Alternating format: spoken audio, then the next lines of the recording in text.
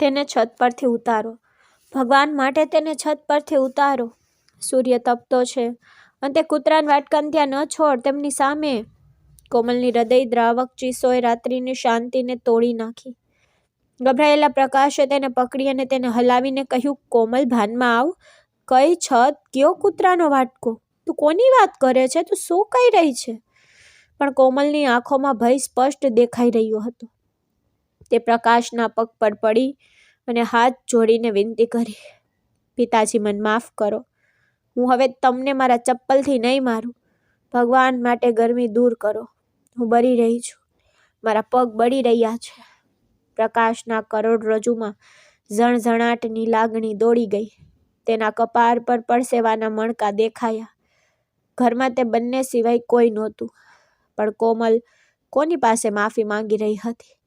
ત્યાં ચપ્પલ અને કૂતરાના વાટકાને કેમ ઉલ્લેખ કરી રહી હતી? પ્રકાશનું હૃદય ધબકતું હતું. તે સમજી શકતો નહોતો કે તેની એક સમયે ખુશખુશાલ અને હસતી પત્ની અચાનક ગાંડપણમાં કેમ ડૂબી ગઈ. પણ પછી, મારું નામ સુષ્મા છે અને આ વાર્તા ફક્ત મારી જ નહીં પણ ઘણા પરિવારોની છે જે એક સમયે ખુશીઓનો ગઢ હતા, પણ પછી તે શાપિત થઈ ગયા. અમારા ઘરમાં અમે 2 જ હતા, એક ભાઈ, એક બહેન. મારો ભાઈ મારાથી નાનો અને હું મોટી. માના મૃત્યુ પછી પિતા જ અમારી આખી દુનિયા હતા. જ્યારે અમે લગ્ન યોગ્ય ઉંમરે પહોંચ્યા ત્યારે એક દિવસ પિતાએ અમને બેસાડ્યા અને હસતા હસતા કહ્યું, કાશ હું તમારા બંનેના લગ્ન કરીને મારી જવાબદારી નિભાવી શકું. સુષ્મા દીકરી, હું ઈચ્છું છું કે તમે બંને ખૂબ જ ધામધૂમથી લગ્ન કરો, જેથી ઘરનો આનંદ પાછો આવે.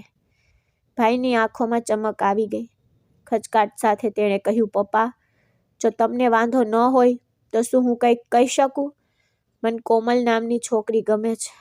જો તમે ત્યાં મારી વાત કરવા માંગતા હોય તો. પિતાએ પ્રેમથી ભાઈના ખંભા પર હાથ મૂક્યો અને કહ્યું, દીકરા, તું તો મારો દીકરો છે. તારી સંમતિ વિના લગ્ન કરીને હું તને કેવી રીતે નારાજ કરી શકું? કોમલ તારી પત્ની બનશે, એ મારું વચન છે. પપ્પા મારા ભાઈની ખુશીથી ખુશ હતા, તેથી તેઓ ખુશીથી કોમલ ભાભીને પોતાની વહુ તરીકે લાવ્યા અને તે જ દિવસે હું પણ મારા પતિના ઘરે ગઈ. મારા લગ્ન ખૂબ જ સારા પરિવારમાં થયા હતા, પરંતુ સારા ભાગ્યે મને મારા સાસરિયાઓ વધુ સારા મળ્યા. મારા પતિ રાજવીર, ખૂબ જ સંભાળ રાખનાર અને સૌમ્ય માણસ હતા. અમારા લગ્નના શરૂઆતના દિવસોમાં હું ઘણીવાર મારા પિતાને કહેતી કે જુઓ, હું ખરેખર પપ્પાને મળવા માંગુ છું. શું આપણે ઘરે જઈએ? તે હંમેશા હસતા અને કહેતા, અરે, તે તારું પોતાનું ઘર છે. તું જ્યારે ઈચ્છે ત્યારે જઈ શકે છે. કારણ કે અમારા હજુ બાળકો નથી અને અમારી જવાબદારીઓ ઓછી હતી. એટલા માટે હંમેશા મહિનામાં ઓછામાં ઓછા 1 કે 2 વાર પપ્પાના ઘરે જતી. જ્યારે પણ હું જતી, પપ્પાનો ચહેરો ચમકતો, પણ તે મારા માથા પર હાથ લાડીને કહેતા, મારી દીકરી આવી ગઈ? તો એવું લાગે છે કે બહાર આવી ગઈ છે. ભાભી હમણાં જ આવી હતી, તેથી બધું ખૂબ સારું ચાલી રહ્યું હતું. અમે બધા સાથે જમતા, હસતા અને પપ્પા અમને જોઈને ખુશ થતા. પણ સમય હંમેશા એક સરખો નથી રહેતો. થોડા સમય પછી મારા ભાઈએ કહ્યું કે સુષ્મા, મેં ઘરની પરિસ્થિતિ સુધારવા માટે પુણે જવાનું નક્કી કર્યું છે. હું ત્યાં કામ કરીશ. મેં ઉદાસ થઈને પૂછ્યું, પપ્પા અને ભાભી એકલા કેવી રીતે રહેશે? મારા ભાઈએ મને ખાતરી આપી કે ચિંતા કરીશ નહીં. કોમલ ખૂબ સમજદાર છે. તે પપ્પાનું ખૂબ ધ્યાન રાખશે. પછી થોડા દિવસોમાં મારો ભાઈ પુણે કામ કરવા ગયો અને તે દર વર્ષ મળવા આવતો. આ દરમિયાન ભાભીને 2 સુંદર બાળકો થયા અને ભગવાને મને પણ એક બાળકનો આશીર્વાદ આપ્યો. હું પણ 2 બાળકોની મા બની ગઈ હતી. તે પછી હું એટલી વ્યસ્ત થઈ ગઈ કે મારી પાસે બેસવાનો પણ સમય નહોતો. હું મહિનામાં 1 કે 2 વાર પપ્પાના ઘરે જતી. હવે તે સમય પણ વધી ગયો. ઘરની મુશ્કેલીઓ અને બાળકોના કારણે હું બહાર જઈ શકતી નહીં. હવે 3 મહિના પપ્પાનો ચહેરો જોયા વિના પણ પસાર થઈ જતા.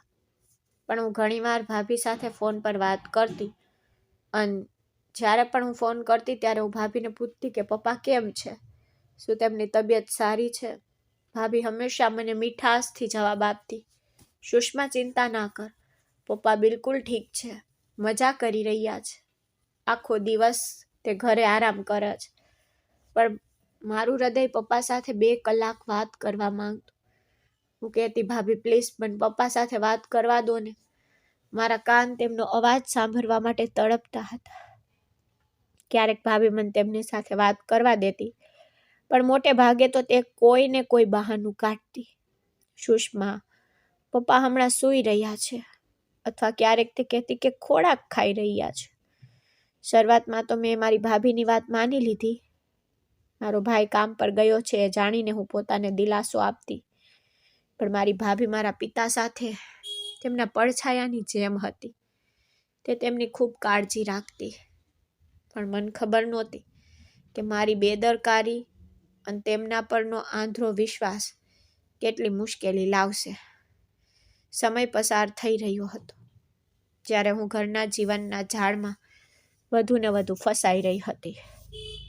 મારા પોતાના 2 બાળકો હતા અને તેમનો ઉછેર, શાળા અને ઘરના કામકાજ મને એક મશીન બનાવી દીધી. જે પહેલા માસિક મુલાકાત હતી તે હવે ખૂબ લાંબો સમય લેવા લાગી હતી. એક દિવસ ઘરકામ પૂરું કર્યા પછી મેં રાહતનો શ્વાસ લીધો અને વિચાર્યું કે ચાલો આજે મારા પિતા સાથે વાત કરીએ. મેં મારા ભાઈના ઘરનો નંબર ડાયલ કર્યો. બીજી બાજુથી મારી ભાભીનો ખુશખુશાલ અવાજ આવ્યો. હેલો સુષ્મા, કેમ છો? તમારા બાળકો કેમ છે? મેં હસીને જવાબ આપ્યો, હા ભાભી, હું બિલકુલ ઠીક છું અને બાળકો પણ. ઘરના કામકાજમાં મને તમને મળવાનો તો સમય નથી મળતો. મારા ભાઈએ ફોન કર્યો હતો શું? તેને કેમ છે? મારી ભાભીએ ઝડપથી જવાબ આપ્યો, હા, તેણે ગઈકાલે જ ફોન કર્યો. તે ખૂબ ખુશ છે અને કહે છે કે કામ ખૂબ સારું ચાલી રહ્યું છે. તે હંમેશા પપ્પાની ચિંતા કરે છે અને હું તેમને ચિંતા ન કરવા કહું છું કે પપ્પા અહીં ખૂબ સારી રીતે રહે છે. મારી ભાભી પાસેથી આ સાંભળીને મને રાહતની લાગણી થઈ, કારણ કે સદભાગ્યે પપ્પાને કોઈ તકલીફ નથી. મેં કહ્યું, ભાભી પ્લીઝ મને પપ્પા સાથે વાત તો કરવા દો. મેં તેમને સાંભળ્યાને ઘણો સમય થઈ ગયો છે. મારી ભાભીએ તરત જવાબ આપ્યો, ઓ સુષ્મા, તે તો રાત્રિ ભોજન પછી સૂઈ ગયા. તું જાણે છે ને કે વૃદ્ધ લોકોની ઊંઘ કેટલી છીછડી હોય છે, અને જો હું તેમને જગાડું તો તે આખો દિવસ અસ્વસ્થ અને ચીડચીડા રહેશે. મેં ઉદાસ થઈને કહ્યું, ઠીક છે, વાંધો નહીં, બસ તેમને કહેજો કે હું તેમના સ્વાસ્થ્ય વિશે પૂછી રહી હતી અને સુષ્મા તમને યાદ કરી રહી હતી અને હું જલ્દી ઘરે પાછા ફરવાનો પ્રયાસ કરીશ. આ રીતે ઘણા મહિના પસાર થઈ ગયા. ક્યારેક જ્યારે હું પપ્પા સાથે વાત કરતી ત્યારે તેઓ ખૂબ જ સારા રહેતા. તેમના અવાજમાં હવે પહેલા જેવી સ્પષ્ટતા અને આનંદ નહોતો, પણ મેં તેના વૃદ્ધાવસ્થાની અસરો ગણાવીને ફગાવી દીધી. એક દિવસ મારા પતિ રાજવીર મને ઉદાસ જોઈને પૂછ્યું, સુષ્મા, શું વાત છે? આજે તું ખૂબ શાંત છે. મેં નિસાસો નાખ્યો અને કહ્યું, કંઈ નહીં, હું ફક્ત પપ્પાને ખૂબ જ યાદ કરું છું. 6 મહિના થઈ ગયા, હું તેમને મળવા જઈ શકી નથી. મને ખબર નથી કે તે કેવી સ્થિતિમાં છે. મારા પતિએ પ્રેમથી મારા માથા પર હાથ મૂક્યો અને કહ્યું, તો શું વાંધો છે? રવિવારે બાળકોની રજા છે, આપણે બધા ત્યાં જશું, પપ્પા સાથે દિવસ વિતાવીશું. આ સાંભળીને જ મારા આનંદનો કોઈ પાર ન રહ્યા. રવિવારે અમે બધા તૈયાર થઈને મારા ભાઈના ઘરે ગયા. અમે અંદર પ્રવેશતાની સાથે જ ભાભીએ હસીને અમારું સ્વાગત કરવા આગળ આવી. આવો આવો સુષ્મા, તું આટલા લાંબા સમયથી તારો રસ્તો ભૂલી ગઈ? તે આવવાનું તો બિલકુલ બંધ કરી દીધું હતું. મેં હસીને મારા ભાભીને ગળે લગાવીને કહ્યું, ભાભી, હું બાળકોની શાળા અને ઘરની જવાબદારીઓથી કંટાળી ગઈ છું. પપ્પા ક્યાં છે? તે તેમના રૂમમાં છે. પહેલાં તેમને મળી આવો. મારા ભાભીએ ઈશારો કર્યો. હું ઉતાવળમાં પપ્પાના રૂમમાં ગઈ. પપ્પા ખાટલા પર બેઠા હતા. મને જોતા જ તેમની આંખોમાં એક વિચિત્ર ચમક આવી ગઈ અને ધ્રુજતા હાથે તે મને ભેટી પડ્યા. મારી દીકરી, તું આવી? મેં કહ્યું, હા પપ્પા, હું તમને ખૂબ યાદ કરું છું, પણ ઘરકામને કારણે હું ક્યાંય જઈ શકતી નથી. જુઓ, બાળકોને રજા હતી તો રાજવીર લાવ્યા છે. પપ્પા, મને કહો ને, તમને કેમ છે? ત્યાં મારા ભાભી આવી અને કહ્યું, સુષ્મા, પ્લીઝ પપ્પાને સમજાવ. કે તે સમયસર ખાતા નથી. જ્યારે પણ હું તેને ખોરાક આપું ત્યારે તે થોડું ખાય છે અને ભૂખ નથી કહેતા ચાલ્યા જાય છે. મને કે આ કેવી રીતે ચાલશે? પછી પપ્પાએ ધીમેથી કહ્યું, હા વહુ સાચી છે.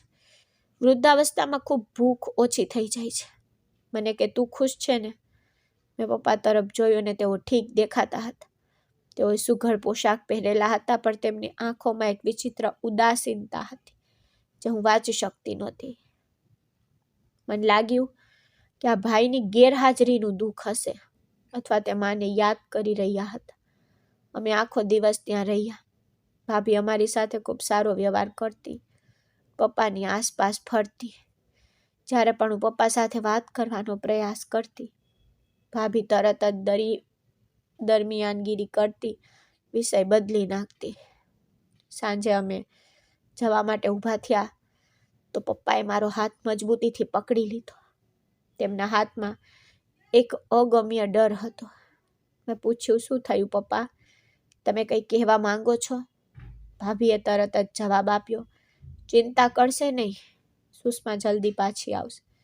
તું જઈ રહી છે ને પપ્પા દુઃખી થઈ રહ્યા છે, કારણ કે તું આટલા લાંબા સમયથી આવી છો. પછી મેં પપ્પાના કપાળ પર ચુંબન કર્યું અને કહ્યું, પપ્પા હું જલ્દી પાછી આવીશ, બસ તમારું ધ્યાન રાખજો, ભાભીને વધારે પરેશાન ન કરજો. પપ્પાએ લાચારીથી મારી સામે જોયું અને ચૂપ થઈ ગયા. હું રાહત સાથે ઘરે પાછી ફરી. મને ખબર નહોતી કે આ મૌન પાછળ શું તોફાન ચાલી રહ્યું છે. મારી બેદરકારી મારા પિતાને કેટલી મુશ્કેલીમાં મૂકી દેશે. હું તો જીવનની અનિયમિતતામાં એટલી ફસાઈ ગઈ કે હું ઘરકામ, બાળકોની સંભાળ રાખવામાં ડૂબી ગઈ અને મેં સમયનો ખ્યાલ ગુમાવી દીધો. તે છેલ્લી મુલાકાત પછી ઘણા મહિનાઓ વીતી ગયા. મેં જે આરામ આપ્યો હતો તે ધીમે ધીમે ઓછો થઈ રહ્યો હતો. શરૂઆતમાં મેં દર 3 દિવસે ફોન કરીને પપ્પાની તબિયત પૂછવાનો પ્રયાસ કર્યો, પણ ભાભીના વર્તન અને તેમના શબ્દોએ મને શાંત કરી દીધી. એક બપોરે કામ પૂરું કર્યા પછી મેં મારા ભાઈના ઘરે ફોન કર્યો. ઘંટ વાગતો રહ્યો અને લાંબા સમય પછી ભાભીએ જવાબ આપ્યો. મેં ઝડપથી પૂછ્યું, ભાભી તમે અને પપ્પા કેમ છો? તેના અવાજમાં સામાન્ય નરમાઈનો ભાવ હતો. તેણે ટૂંકો જવાબ આપ્યો, સુષ્મા હું ઠીક છું, પણ મને કે તે આ સમયે કેવી રીતે ફોન કર્યો? બધું બરાબર છે ને? અચકાતા મેં જવાબ આપ્યો, હા ભાભી બધું બરાબર છે. પપ્પાને યાદ કરી રહી છું. હું તેમની સાથે વાત કરવા માંગતી હતી. જો તે જાગી ગયા હોય તો પ્લીઝ મને જણાવો ને. ભાભીએ તરત જ જવાબ આપ્યો, ઓ સુષ્મા, તે ખોટા સમયે ફોન કર્યો. પપ્પા હમણાં જ તો ઘરેથી નીકળી ગયા. તેમના એક જૂના મિત્રનું અવસાન થયું છે. તે શોક કરવા ત્યાં ગયા. મેં આશ્ચર્ય સાથે પૂછ્યું, તો તે આટલી ગરમીમાં એકલા ગયા છે? તેણે કોઈને પોતાની સાથે લઈ જવું જોઈતું હતું. ભાભીએ તરત જ મારી વાત કાપી નાખી. અરે ના, તે મને જાતે જ જવાની જીદ કરી રહ્યા હતા. તે તો બસ પડોશમાં જ છે, જલ્દી પાછા આવશે. જ્યારે તેને વાત કાપી નાખી ત્યારે મેં નિરાશામાં ફોન કાપી નાખ્યો. હવે મારા હૃદયમાં એક વિચિત્ર અસ્વસ્થતા ઊભી થઈ ગઈ કે પપ્પાને આટલી ગરમીમાં બહાર જવાનું ક્યારેય ગમતું નહોતું, તો પછી તે આટલા બધા દિવસો બહાર કેમ રહે છે? થોડા દિવસો પછી મેં ફરીથી ફોન કર્યો તો ફરી એ જ વાત શરૂ. મેં ભાભીને પૂછ્યું, પપ્પા ઘરે છે? ભાભીએ જવાબ આપ્યો, ના સુષ્મા, તે તેના મિત્રો સાથે પાર્કમાં ગયા છે. તું જાણે છે ને કે વૃદ્ધ લોકોને ઘરે આરામદાયક નથી લાગતું. તેઓ બહાર વધુ ખુશ હોય છે. હવે આ રોજિંદી દિનચર્યા બની ગઈ. જ્યારે પણ હું ફોન કરતી, ભાભી કોઈને કોઈ નવું બહાનું બનાવતી. ક્યારેક પપ્પા મિત્રો સાથે, ક્યારેક કોઈના શોકમાં બહાર હતા, ક્યારેક પાર્કમાં. પણ મને આશ્ચર્ય થયું કે પપ્પા જે ચાલવાથી પણ ડરતા, હવે એટલા બધા ફરતા કે તેઓ આખો દિવસ ઘરની બહાર જ રહેતા. આમ 6 મહિના વીતી ગયા. તે 6 મહિનામાં મેં તેમની સાથે એકવાર પણ યોગ્ય રીતે વાત ન કરી. મારું હૃદય સતત ઉદાસીથી ભરેલું રહેતું. હું ઘરના કામકાજમાં ધ્યાન કેન્દ્રિત કરી શકતી નહોતી. એક વિચિત્ર બેચેની મને કોરી ખાતી હતી, જાણે કંઈક અપ્રિય બનવાનું હોય. અથવા મારું હૃદય મને કોઈ ભયની ચેતવણી આપી રહ્યું હોય. એક સાંજે હું શાંતિથી બેઠી હતી ત્યારે મારા પતિ રાજવીર ઘરે આવ્યા. મને ઉદાસ જોઈને તેમણે પૂછ્યું, સુષ્મા, તું હમણાંથી ખૂબ શાંત રહી છે, શું વાત છે? જો તને કોઈ સમસ્યા હોય તો મને કે. મેં ગભરાયેલા અવાજમાં જવાબ આપ્યો, મને ફક્ત પપ્પાની ચિંતા છે. 6 મહિના થઈ ગયા છે મેં તેમની સાથે વાત નથી કરી. જ્યારે હું ફોન કરું ત્યારે મારી ભાભી હંમેશા કહે છે કે તે બહાર છે અથવા કંઈક કરી રહ્યા છે. મને સમજાતું નથી કે પપ્પા આટલા બધા દૂર કેમ છે. મારું હૃદય ચિંતાથી ભરેલું છે. મારા પતિએ મને આશ્વાસન આપતા કહ્યું, તને તો ફક્ત એક વહેમ છે. કદાચ ભાઈના ગયા પછી તે એકલતા અનુભવતા હશે, તેથી જ તે તેના મિત્રો સાથે સમય વિતાવે છે. પણ જો તું ખૂબ ચિંતિત હોય તો ચાલો પપ્પાને મળવા જઈએ. મેં તરત જ જવાબ આપ્યો, બાળકોની શાળાની રજાઓ થવાની છે. રજાઓ થતાં જ આપણે પપ્પાના ઘરે પાછા જઈશું. હું હવે ફોન પર વાત નહીં કરું, હું સીધા પપ્પાના હાલચાલ જોવા જઈશ. બાળકોનું ઉનાળાનું વેકેશન બીજા અઠવાડિયાથી શરૂ થયું. મેં એક દિવસ પણ વિલંબ ન કર્યો. મારું હૃદય મારા હાથમાં હતું અને મારું એકમાત્ર લક્ષ્ય કોક રીતે મારા પિતા પાસે ઉડાન ભરવાનું. મેં બાળકોનો સામાન પેક કર્યો. મારા પતિ રાજવીરને કહ્યું કે આપણે કાલે સવારે જશું. હું ખૂબ ખુશ થઈ ગઈ. કલ્પના કરી રહી હતી કે મારા પિતા અચાનક મને જોઈને કેટલા આશ્ચર્યચકિત અને આનંદિત થશે. તેઓ ચોક્કસ બાળકોને ભેટી પડશે. તેમના ચહેરા પર તેજ સ્મિત ચમકતું. મેં બધા નકારાત્મક વિચારો દૂર કરી દીધા અને મારી જાતને ખાતરી આપી કે બધું સારું થઈ જશે. મારી ગેરહાજરીમાં મારી ભાભી મારા વૃદ્ધ પિતાની ઉત્તમ સંભાળ રાખશે. પણ મને ખબર નહોતી કે આ યાત્રા મને જીવનના સૌથી ભયાનક સત્ય તરફ દોરી જશે. સવારનો સૂર્ય હજુ પૂરો ઉગ્યો નહોતો જ્યારે મારા ભાઈના ઘરે ગયા. આખા રસ્તે મારું હૃદય ધબકતું હતું અને બાળક જેવા ઉત્સાહથી ભરાઈ ગઈ હતી. મારા મનમાં બધા પ્રકારના વિચારો દોડી ગયા કે દરવાજો ખુલતા મારા પિતા મને જોઈને ચોંકી જશે, તેમની આંખોમાં ખુશીના આંસુ આવશે. હું તો કલ્પના કરી રહી હતી કે મારા બાળકો નાનાની જેમ તેને ગળે લગાવી રહ્યા છે અને પપ્પા તેને હંમેશાની જેમ પ્રેમ કરી રહ્યા છે, તેને કેન્ડી આપી રહ્યા છે. આ વિચારોથી મુસાફરી ઝડપથી પસાર તો થઈ ગઈ, પણ જ્યારે અમે દરવાજા પાસે પહોંચ્યા ત્યારે મેં ધબકતા હૃદય સાથે બેલ વગાડી. થોડી વાર પછી દરવાજો ખુલ્યો. કોમલ ભાભી ત્યાં ઊભી હતી. મને જોઈને મેં જે આનંદની અપેક્ષા રાખી હતી તે તેના ચહેરા પર દેખાતો નહોતો. તેના બદલે એક ક્ષણ માટે તેના કપાળ પર એક ક્ષણ માટે ભવાં ચડ્યા, જે તેણે ઝડપથી નકલી સ્મિત પાછળ છુપાવી દીધું. ભાભીએ ટૂંકા જવાબ આપ્યો, અરે સુષ્મા, તું મને કહ્યા વિના અચાનક કેવી રીતે આવી ગઈ? બધું બરાબર છે ને? મેં હસીને કહ્યું, હા ભાભી, બધું બરાબર છે. બાળકોનું વેકેશન છે તેથી વિચાર્યું કે હું પપ્પાને મળું અને તમને બધાને આશ્ચર્યચકિત કરું. અમે અંદર પ્રવેશતા જ મેં આસપાસ જોયું. લોન સંપૂર્ણ ખાલી જોયું. પપ્પાની ખુરશી જ્યાં તેઓ ઘણીવાર અખબાર વાંચતા તે પણ ખાલી. મારા હૃદયમાં એક વિચિત્ર બેચેની વધવા લાગી. વિચારવા લાગી કે પપ્પાને ગંભીર બીમારી છે કે નહીં ને. મેં ચિંતાતુર થઈને મારા ભાભીને પૂછ્યું, પપ્પાની તબિયત કેમ છે ને તે ક્યાંય દેખાતા નથી? શું તે પોતાના રૂમમાં છે કે ક્યાંક બહાર ગયા છે? તેણે અચકાતા કહ્યું, ઓ ના, તે ઘરે નથી, તે છત્તીસગઢ ગયા છે. હું ત્યાં ઊભી રહી, જાણે કોઈએ મારા માથા પર ઠંડુ પાણી રેડ્યું હોય. મેં આશ્ચર્યથી પૂછ્યું, છત્તીસગઢ? તે કોની સાથે ગયા અને ક્યારે? તમે મને કહ્યું નહીં. મારી ભાભીએ જોરથી વાસણો ખખડાવતા જવાબ આપ્યો, ઓહ, તેનો બાળપણનો મિત્ર ત્યાં રહે છે ને તે ખૂબ બીમાર હતા. પછી પિતાએ મને તેને મળવા જવાનો આગ્રહ કર્યો. તે કઈ ગાલે જ ગયા છે, એકલા ગયા છે. આ સાંભળીને મારું હૃદય ડૂબી ગયું. મેં ફક્ત પપ્પા માટે આટલો બધો પ્રવાસ કર્યો હતો ને તે ઘરે પણ નહીં. આંસુઓ સાથે મેં પૂછ્યું, તે ક્યારે પાછા આવશે? શું તે આ સાંજ સુધીમાં પાછા આવશે?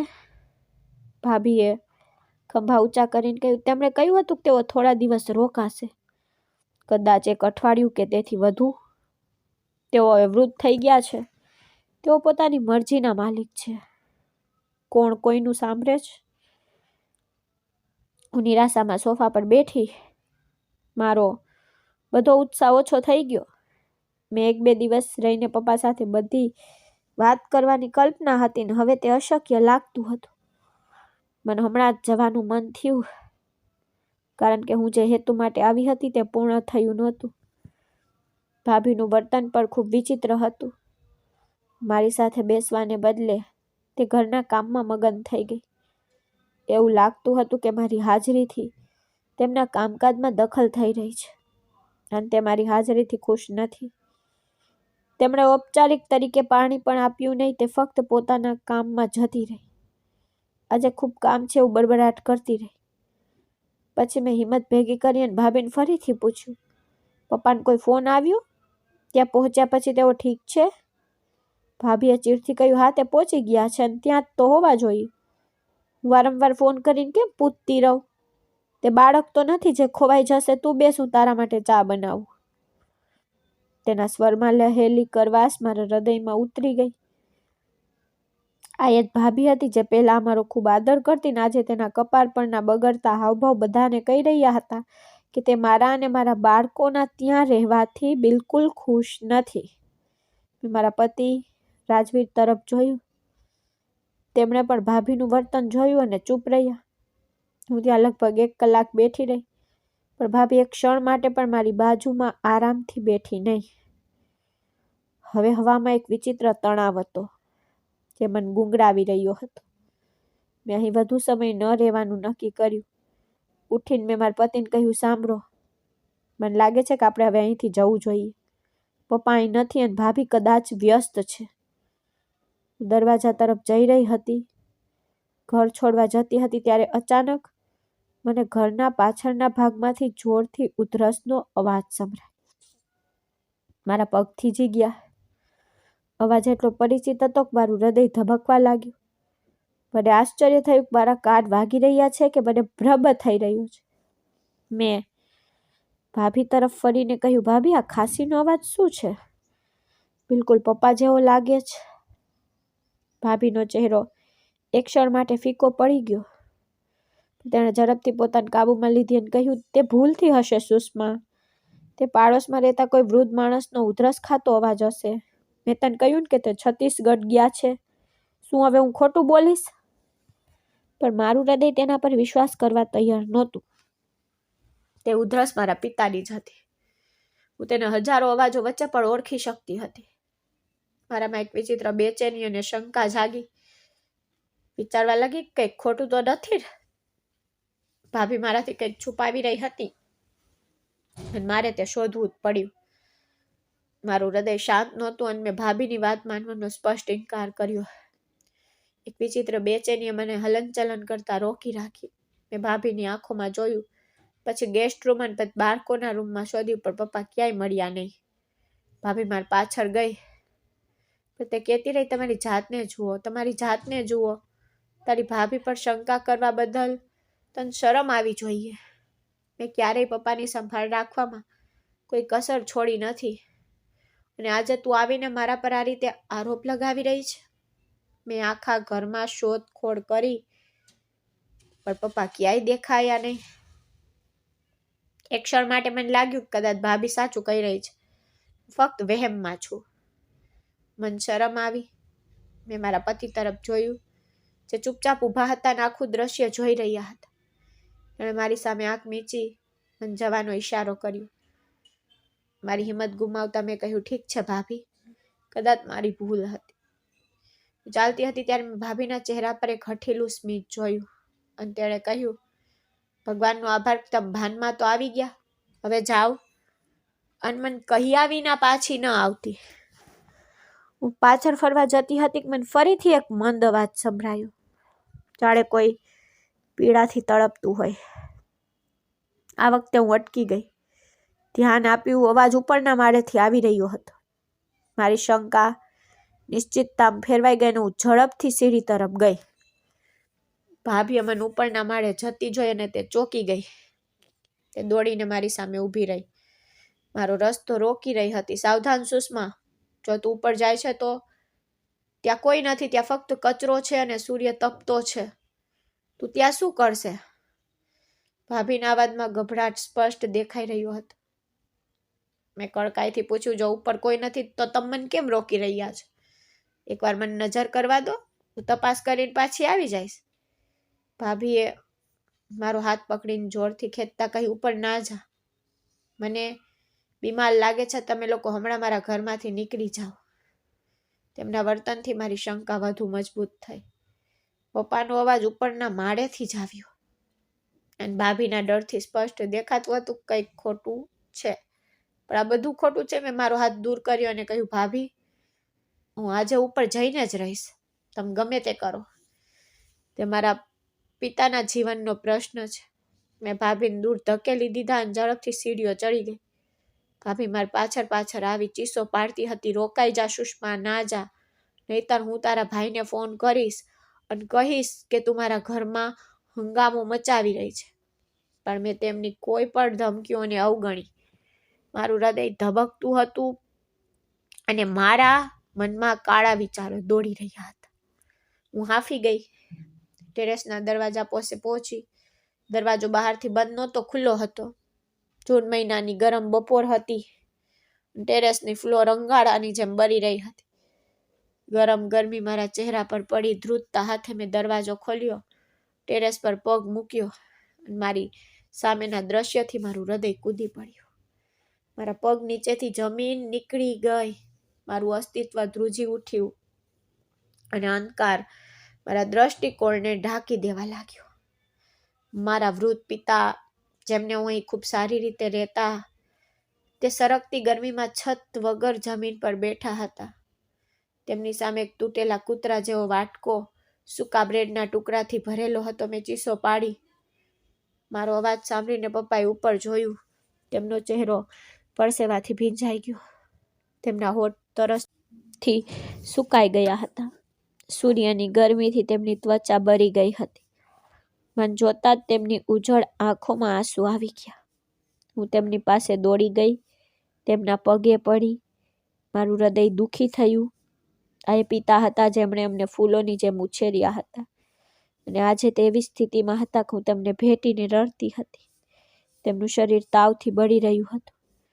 રડતા રડતા મેં પૂછ્યું, પપ્પા, તમે આટલી ગરમીમાં અહીં કેમ બેઠા છો? તમે શું પરિસ્થિતિ ઊભી કરી? પપ્પાએ ભયભીત થઈને સીડી તરફ જોયું, જ્યાં કોમલ ભાભી ઊભી હાંફતી હતી. મારી દીકરી, તું આવી ગઈ? તેણે ધ્રુજતા અવાજે કહ્યું. મને લાગ્યું કે તું મને ભૂલી ગઈ છે. ભાભીને ઝડપથી સમજાવવાનો પ્રયાસ કર્યો. પપ્પા, જૂઠું ન બોલો. મેં તમને અહીં બેસાડ્યા છે. તમે પોતે જ અહીં આવવાનો આગ્રહ કર્યો હતો. કહ્યું હતું કે તમે થોડો સૂર્ય પ્રકાશ મેળવવા માંગો છો. સુષ્માને કહો. પપ્પાએ પહેલી વાર ભાભીની આંખોમાં સીધી નજર નાખી અને કહ્યું, ના વહુ, તું જૂઠું બોલી રહી છે. તે જ મને અહીં બેસાડ્યો. ઘણા દિવસોથી આ ગરમીમાં બળી રહ્યો છું. જ્યારે બાળકો મોટા થાય છે ત્યારે મને છાંયણો મળે છે, પણ તમે તે છાંયો મારાથી છીનવી લીધો. પપ્પાના શબ્દો મારા હૃદય પર હથોડાની જેમ વાગ્યા. મારું લોહી ઉકળી ઉઠ્યું અને મેં ભાભી તરફ નજર ફેરવી, જે હવે આંખનો સંપર્ક ટાળી રહી હતી. મેં ગર્જના કરી, ભાભી, તમને શરમ નથી આવતી? મારા વૃદ્ધ પિતા સાથે પ્રાણી જેવો વ્યવહાર કરીને, તેમને આ સૂકી રોટલી અને આ કૂતરાનો વાટકો આપીને તમે તેમને તેમના પ્રેમ માટે શું બદલો આપ્યો? અને જો તે તેમના સ્થાને તમારા પોતાના પિતા હોત તો શું તમે પણ એવું જ કર્યું હોત? ભાભીએ ઘમંડથી શરૂઆત કરી. હું બીજું શું કરું? આખો દિવસ તો ખાંસી ખાય છે. જો મારા બાળકોને તેના જંતુઓનો ચેપ લાગે તો હું શું કરીશ? હું બાળકોનો જીવ જોખમમાં ન મૂકી શકું ને. એટલા માટે મેં તેમને અલગ રાખ્યા છે. ભાભીનો જવાબ સાંભળીને મેં નક્કી કર્યું કે મારા પિતાને એક ક્ષણ માટે પણ આ નર્કમાં નહીં છોડીશ. રડતા રડતા મેં ધ્રુજતા હાથે પપ્પાને ઉપર ઉઠાવ્યા અને કહ્યું, ચાલો પપ્પા, તમે મારા પર બોજ નથી. તમે આખી જિંદગી અમને મોટા કર્યા છે. હવે હું તમારી સંભાળ રાખીશ. આજથી તમારો આ ઘર સાથે કોઈ સંબંધ નથી. મેં પપ્પાના નબળા ધ્રુજતા શરીરને મારા ખંભા પર મૂક્યું અને ધીમે ધીમે તેમને સીડીઓથી નીચે લઈ ગઈ. તેમના પગ ધ્રુજી રહ્યા હતા. તેમના શરીરમાંથી ગરમી નીકળી રહી હતી, પરંતુ મારી હાજરીએ તેમને ફરીથી શક્તિ આપી. મારા પતિ આગળ વધ્યા અને બીજી બાજુથી પપ્પાને સહારો આપ્યો અને અમે મુખ્ય દરવાજા તરફ ચાલવા લાગ્યા. અમે હમણાં જ લિવિંગ રૂમમાં પહોંચ્યા હતા ત્યારે પપ્પા અચાનક અટકી ગયા અને મારો હાથ દૂર ધકેલી દીધો. તેની આંખો શરમ અને લાચારીથી ભરાઈ ગઈ. તેણે ધીમા અવાજે કહ્યું, ના દીકરી, હું તારા સાસરિયાના ઘરે નહીં જાઉં. દીકરીનું ઘરે મા બાપ માટે રહેવાની જગ્યા નથી. લોકો શું કહેશે, દીકરો છે તો પણ દીકરીના ટુકડા પર જીવે છે. મેં પપ્પાનો હાથ પકડીને આંસુઓથી કહ્યું, પપ્પા, મારા સાસરિયાનું ઘર નથી, આ મારું ઘર છે. અહીં તમારી સાથે જે વર્તન થઈ રહ્યું છે તે પછી હું તમને 1 મિનિટ પણ અહીં નહીં છોડીને જાઉં. લોકો જે કહે તે કહેવા દો. તમારું જીવન અને ગૌરવ કરતાં મારા માટે કંઈ મહત્વનું નથી. હું તમને મારી સાથે લઈ જઈશ. અમે હમણાં જ ગેટ પર પહોંચ્યા હતા ત્યારે કોમલ ભાભી, જે ત્યાં ચૂપચાપ ઊભી હતી, અચાનક બૂમ પાડી, લઈ જા, પણ સાવધાન. જો તું પ્રકાશને કંઈ કહેશે અથવા જો તું મારા પતિને ફોન કરીને મારી વિરુદ્ધ એક પણ શબ્દ બોલશે તો યાદ રાખજે કે હું તેના બંને બાળકોને છોડી દઈશ. તારો ભાઈ અને તેના બાળકો અનાથ થઈ જશે અને તેનું ઘર બરબાદ થઈ જશે. ભાભીની ધમકાવટ સાંભળીને મારા આખા શરીરમાં આગ લાગી ગઈ. હું તેમને એવો જવાબ આપવા માંગતી હતી કે તે ચૂપ થઈ જાય, પણ મેં પપ્પાની હાલત જોઈ અને ચૂપ રહી. પપ્પાને ગાડીમાં બેસાડ્યા. કાર ચાલુ થતાં જ પપ્પાએ મારો હાથ દબાવ્યો અને કહ્યું, સુષ્મા, મારી વાત ધ્યાનથી સાંભળ. તું પ્રકાશને કંઈ કહેશે નહીં. મેં આશ્ચર્ય સાથે પૂછ્યું, કેમ પપ્પા? આ સ્ત્રીએ તમારું આટલું ખરાબ કર્યું, તમે હજુ પણ તેના વિશે વિચારી રહ્યા છો? હું મારા ભાઈને બધુંય કહીશ, જેથી તેને ખબર પડે કે તે કેવા પ્રકારના સાપને પાડી રહ્યો છે. આ સાંભળીને મારા પિતાએ લાચારીથી જવાબ આપ્યો, ના દીકરી, તેનું ઘર બરબાદ થઈ જશે. હું હવે થોડા દિવસોનો મહેમાન છું. મને ખબર નથી કે મારી પાસે કેટલી જિંદગી બાકી છે. મારા કારણે મારા દીકરાનું સુખી ઘર બરબાદ થઈ જશે. માં હોવા છતાં તેના બાળકોને ત્યજી દેવામાં આવશે. હું મારા દીકરાની ખુશી બગાડવા નથી માંગતો. મેં રડતા રડતા પૂછ્યું, પપ્પા, તમે મારા ઘરે કેમ ન આવ્યા? તમે મને કેમ કહ્યું નહીં કે અહીં શું થઈ રહ્યું છે? તમે મને ફોન પણ ન કર્યો? મારા પિતાની આંખોમાં આંસુ આવી ગયા.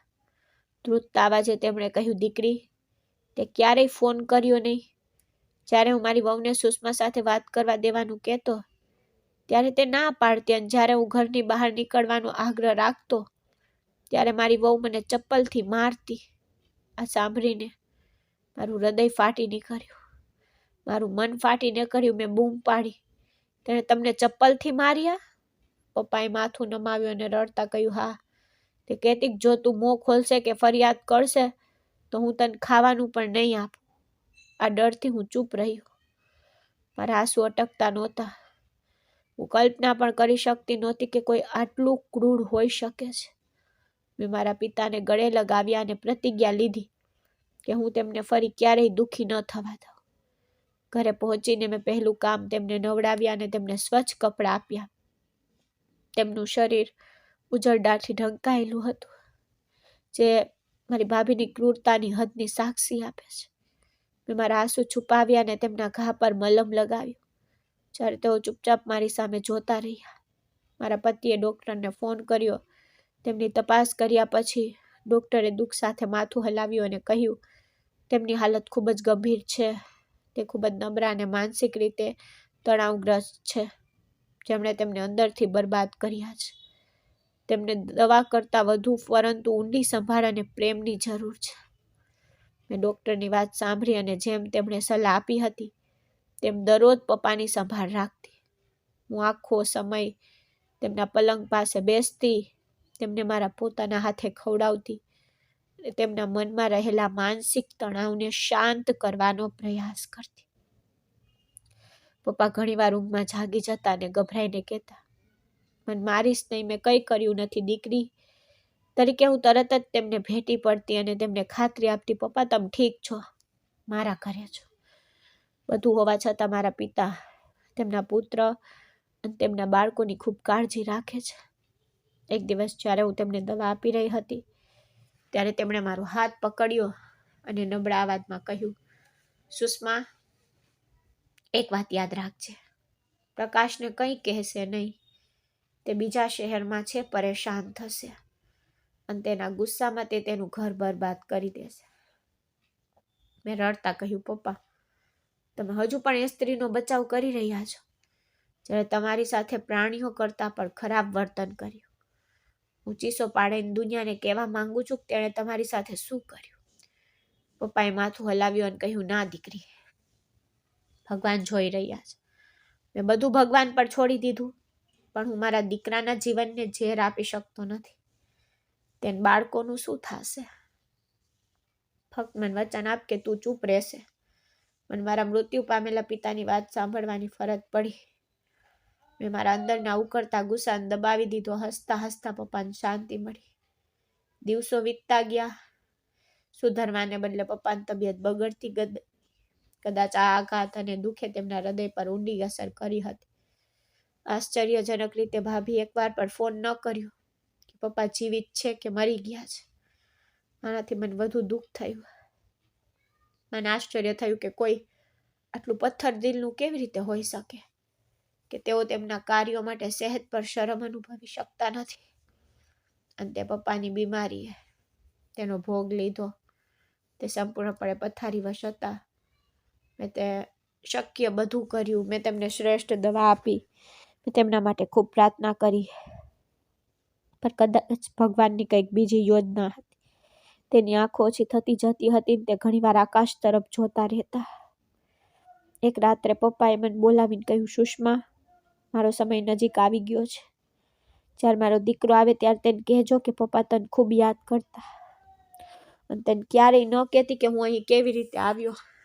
બસ તેને કહે કે હું શાંતિથી મૃત્યુ પામ્યો છું.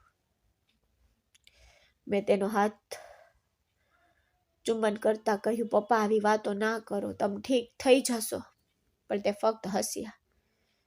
બીજા દિવસે જ્યારે હું નાસ્તો લઈને તેના રૂમમાં ગઈ ત્યારે તે હંમેશાની શાંતિમાં સૂઈ ગઈ. તેના ચહેરા પર એક વિચિત્ર શાંતિ હતી, જાણે તે દુનિયાની બધી મુશ્કેલીઓમાંથી મુક્ત થઈ ગયા હોય. મારો આધાર છીનવાઈ ગયો. મેં મોટેથી બૂમ પાડી, પર હવે ઘરમાં અંધાધૂંધી હતી. મારું રડવું સાંભળવા ત્યાં નહોતા. પપ્પાના મૃત્યુ પછી ઘરમાં અંધાધૂંધી હતી. પણ મારા માટે સૌથી મુશ્કેલ કામ મારા ભાઈને જાણ કરવાનું હતું. ધ્રુજતા હાથે મેં મોબાઈલ ઉપાડ્યો અને મારા ભાઈનો નંબર ડાયલ કર્યો.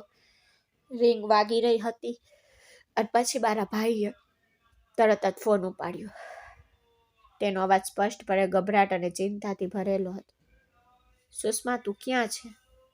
પપ્પા ક્યાં છું? ઘણા સમયથી તમારા નંબર પર ફોન કરી રહ્યો છું, પણ તમે ઉપાડતા નહોતા. મૂંઝવણમાં હતી કે મારા ભાઈને કેવી રીતે ખબર પડી કે હું પપ્પા સાથે છું. મેં રડતા કહ્યું, ભાઈ, તમે પુણેમાં હતા, તમને કેવી રીતે ખબર પડી? ભાઈનો અવાજ આંસુમાં ભળી ગયો. 2 દિવસ પહેલા તમને અને પપ્પાને સરપ્રાઈઝ આપવા આવ્યો હતો. હું એરપોર્ટથી સીધો ઘરે પપ્પા અને બાળકોને મળવા અને તેમને ખુશ કરવા ગયો, પણ જ્યારે હું ત્યાં પહોંચ્યો ત્યારે મારા પગ નીચેથી જમીન સરકી ગઈ. ઘરે કોઈ નહોતું અને મેં કોમલને બોલાવી તો તે એક ખૂણામાં ગભરાઈને બેઠી હતી. મારું હૃદય ધબકતું હતું. મેં પૂછ્યું, ભાઈ, ભાભી ઠીક છે? તેણે તમને કહ્યું નહીં કે પપ્પા ક્યાં છે? પ્રકાશભાઈનો અવાજ ધ્રુજ્યો. સુષ્મા, કોમલ ખૂબ જ વિચિત્ર હાલતમાં છે. તે મને ઓળખી પણ શકતી નથી કે સીધી વાત પણ કરી શકતી નથી. તે ફક્ત પપ્પાને છત પરથી ઉતરવાનો આગ્રહ કરી રહે છે. તે બળી રહ્યા છે. તે દિવાલો સાથે અથડાવી રહ્યા છે. ક્યારેક મારા પગ પર પડી રહી છે અને માફી માંગી રહી છે. આ સાંભળીને મારા રૂવાણા ઊભા થઈ ગયા. ભાભીના શબ્દો મારા કાનમાં ગૂંજ્યા. જે તેણે પપ્પા સાથે શું કર્યું? કુદરતનો ન્યાય શરૂ થઈ ગયો હતો. મારા ભાઈએ રડતા રડતા કહ્યું, તું કહેતી રહે છે મને માફ કર. મેં કૂતરાનો વાટકો રાખ્યો. સુષ્મા, મને સાચું કે આ બધું શું છે? મને કંઈ સમજાતું નથી. મેં બાળકોને પૂછ્યું તો તેઓએ મને કહ્યું કે ફઈ દાદાને પોતાની સાથે લઈ ગઈ. તું પપ્પાને કેમ લઈ ગઈ? અને કોમલ આવી બકવાસ કેમ કરી રહી છે? શું તેણે પપ્પા સાથે કંઈક ખોટું કર્યું? કે તે પાગલ થઈ ગઈ છે? મારા ભાઈની શંકા વિશ્વાસમાં ફેરવાઈ ગઈ. કોમલની અંતરાત્મા તેને પાગલ કરી રહી હતી અને તે તેને છુપાવી શકી નહીં, કારણ કે તેને પપ્પાના મૃત્યુ વિશે તેમને કહેવું જ પડ્યું. મેં હિંમત ભેગી કરી અને રડતા કહ્યું, ભાઈ હું તને બધું કહીશ, પણ પહેલા તું શાંત થા ને પપ્પા હવે નથી રહ્યા. બીજી બાજુ એક લાંબી ભયાનક શાંતિ છવાઈ ગઈ, જાણે સમય થંભી ગયો હોય. પછી અચાનક મારા ભાઈની હૃદય દ્રાવ્ય ચીસ મારા છવાઈ ગઈ. તે ચીસ સાંભળીને મારું હૃદય ધબકવા લાગ્યું. ફોનના બીજા છેડેથી ફક્ત તેના રડવા અને હિચકી સંભળાતી હતી, જાણે કોઈ નાના બાળક ખોવાયેલા રમકડાને શોધી રહ્યું હોય. મેં મારી જાત પરનો કાબુ ગુમાવી દીધો. મેં એકદમ ભાંગી પડી. ફોન કાન પર દબાવીને ખૂબ રડી. થોડી વાર માટે બંનેમાંથી કોઈ બોલી શક્યા નહીં. ફક્ત અમારા રડવાનો અવાજ અમારી વચ્ચે ગૂંજતો રહ્યો. લાંબા સમય પછી મારો ભાઈ રડ્યો અને તૂટેલા અવાજમાં કહ્યું, સુષ્મા તું શું કહી રહી છે? પિતા મને કેવી રીતે છોડી શકે? હું તો તેમને સરપ્રાઈઝ આપવા આવ્યો હતો. હું તેમના માટે ઘણી ભેટો લાવ્યો હતો. મેં વિચાર્યું કે તેમના પગ પાસે બેસીને આટલા લાંબા સમય સુધી તેમનાથી દૂર રહેવા બદલ માફી માંગીશ. સુષ્મા હું અનાથ થઈ ગયો? મારા પિતાનો પડછાયો મારા માથા પરથી હટી ગયો? મેં મુશ્કેલીથી મારી જાતને કાબુમાં લીધી અને કહ્યું, ભાઈ હિંમત રાખ. ભગવાનની ઈચ્છા હતી. પપ્પા પાસે અમારી સાથે ફક્ત આટલો જ સમય હતો. કૃપા કરીને તારી જાતને હિંમત આપ અને અહીં આવ. અમને તમારી જરૂર છે. મારો ભાઈ અચાનક ભાવુક થઈ ગયો અને બૂમ પાડી, હું હમણાં આવું છું, પણ મને એક વાત કે, કોમલને શું થયું? તે પાગલની જેમ વાત કેમ કરી રહી છે? તેની માનસિક સ્થિતિ કેમ બગડી ગઈ? તે મને વારંવાર કહે છે કે પપ્પાને કૂતરાનો વાટકો કાઢી નાખો. તે કહી રહી છે સૂરજ ખૂબ ગરમ છે, મારા પગ બળી રહ્યા છે, પણ સાચું કે? શું તેને પિતા સાથે કંઈક ખરાબ કર્યું? શું મારી ગેરહાજરીમાં તેમને ઈજા થઈ? મારા ભાઈના પ્રશ્નો મારા હૃદયને ઠેસ પહોંચાડી રહ્યા હતા. મને મારા પિતાનું વચન યાદ આવ્યું કે હું મારા ભાઈનું ઘર બગાડીશ નહીં. મેં વાતચીત ટૂંકી કરવાનો પ્રયાસ કર્યો કે ભાઈ, હવે આવી વાત કરવાનો કોઈ સમય નથી. તું અહીં આવ અને આપણે બપોરે 2 વાગ્યા સુધીમાં પપ્પાની અંતિમ સંસ્કાર કરવા પડશે. લોકો ભેગા થવા લાગ્યા.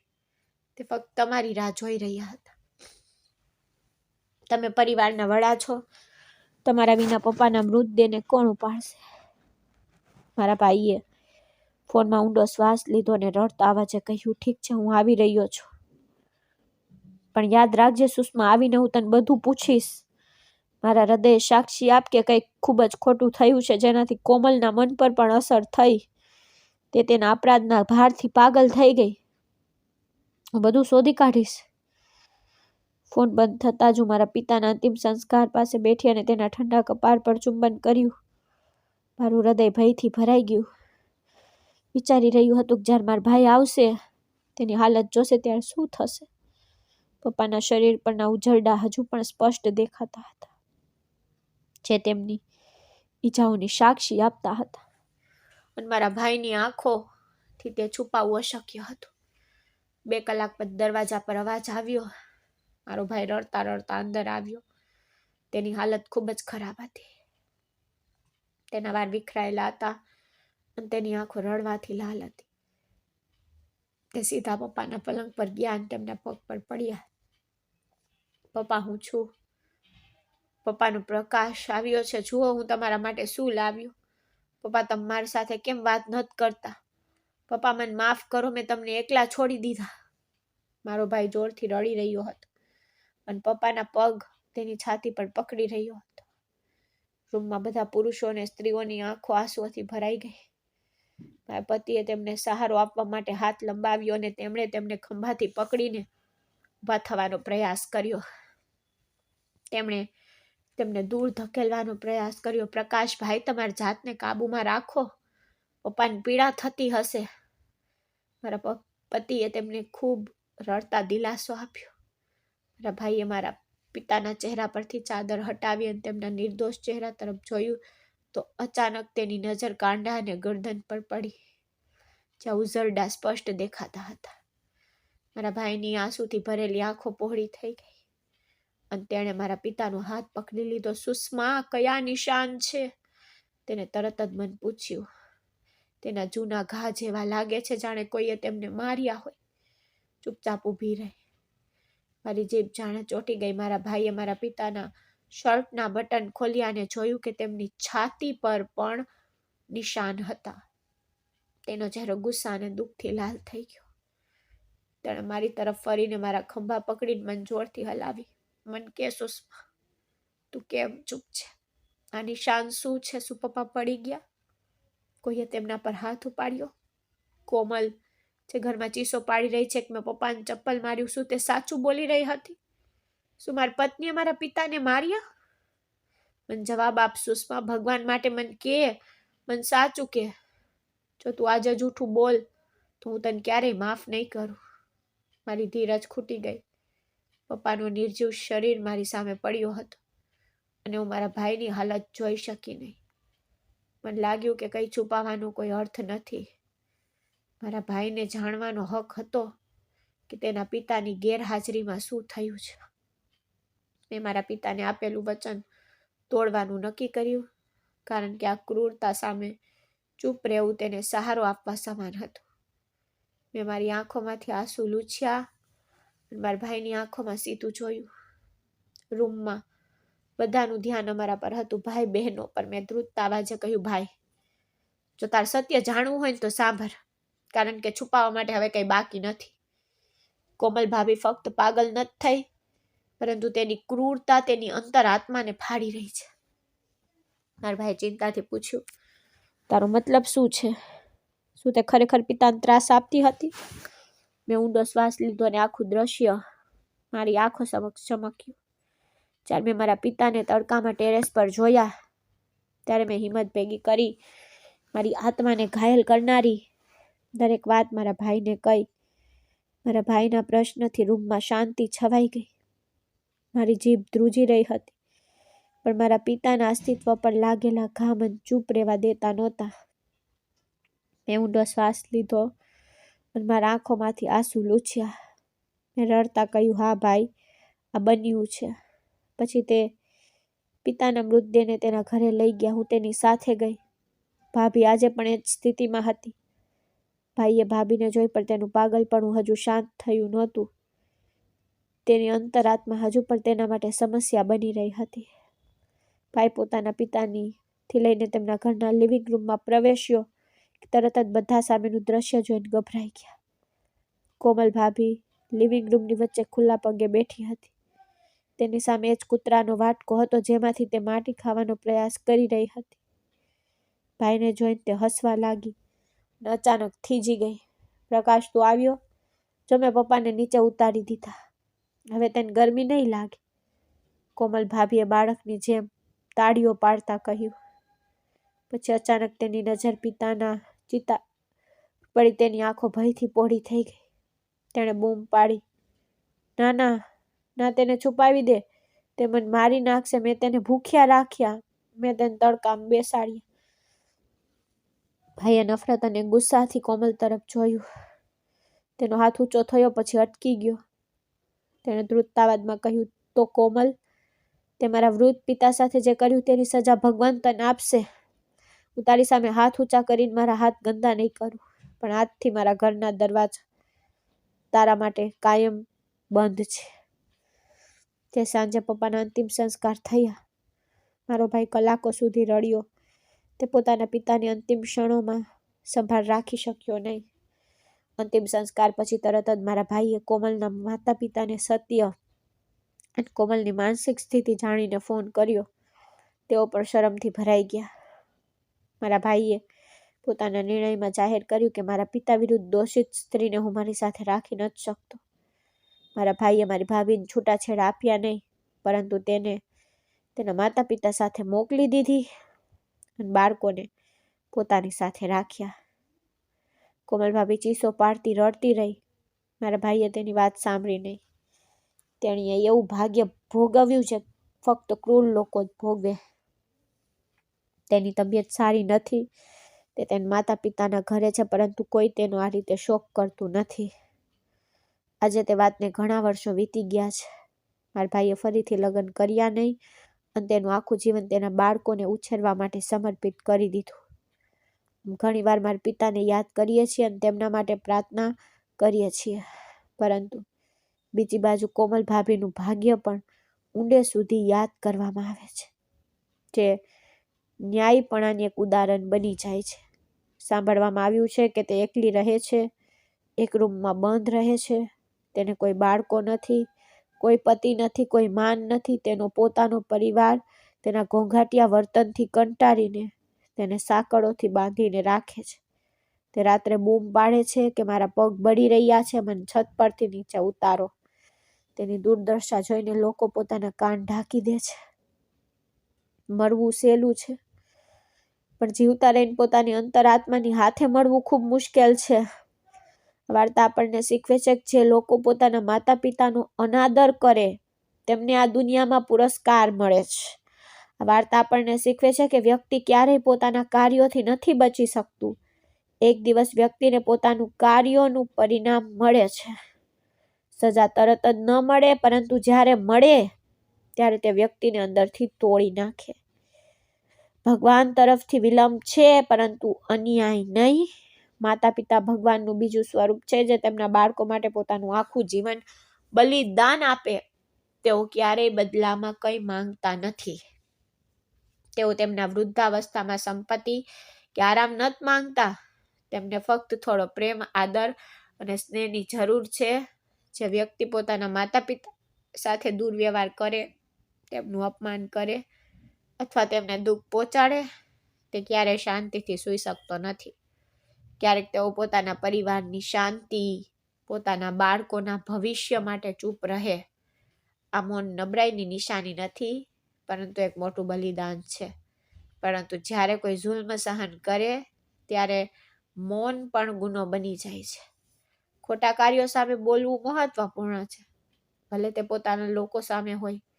આ વાર્તા એ પણ બતાવે છે કે વ્યક્તિ કાયદાથી બચી શકે, બીજાઓ સાથે જૂઠું બોલી શકે, પરંતુ તેઓ તેમની અંતરાત્માથી બચી શકતા નથી. જ્યારે તેમની અંતરાત્મા જાગૃત થાય ત્યારે તે તેમને અંદરથી સળગાવી દે છે અને હચમચાવે છે. તે બહારથી જીવંત દેખાય છે, પરંતુ દરરોજ અંદરથી મળતા હોય છે. જેઓ વિચારે છે કે ખરાબ કાર્યો છુપાવી શકાય, તેઓ ભૂલ કરે છે. સત્ય વહેલા કે મોડા બહાર આવે છે, અને જ્યારે તે બહાર આવે ત્યારે ફક્ત સંબંધો તૂટતા નથી, પણ વ્યક્તિનું આત્મસન્માન, આરામ અને મનની શાંતિ ખોવાઈ જાય છે. આખરે આપણે સમજીએ છીએ કે જેઓ તેમના માતા પિતાનો આદર કરે, તેમની સેવા કરે, ભલે તેઓ ગમે તેટલા મુશ્કેલ હોય, તેઓ તેમના જીવનમાં શાંતિ મેળવી જ લે છે. જેઓ તેમના વડીલો પર જુલ્મ કરે, તેઓ આ દુનિયામાં જ એકલતા, પસ્તાવો, કર્કશ અંતર આત્મા તરીકે સજા ભોગવે છે. તો મિત્રો, મને આશા છે કે તમને અમારી વાર્તા તો ગમી જ હશે. જો તમને વાર્તા ગમી હોય તો કૃપા કરીને વિડીયોને લાઈક કરો. જો તમે ચેનલ પર નવા હો તો ચેનલને સબસ્ક્રાઈબ કરો, અને હા, આગામી અપડેટ મેળવવા માટે નોટિફિકેશન બેલને જરૂરથી દબાવો, જેથી તમને આગળની અપડેટ પહેલા મળી રહે. ધન્યવાદ.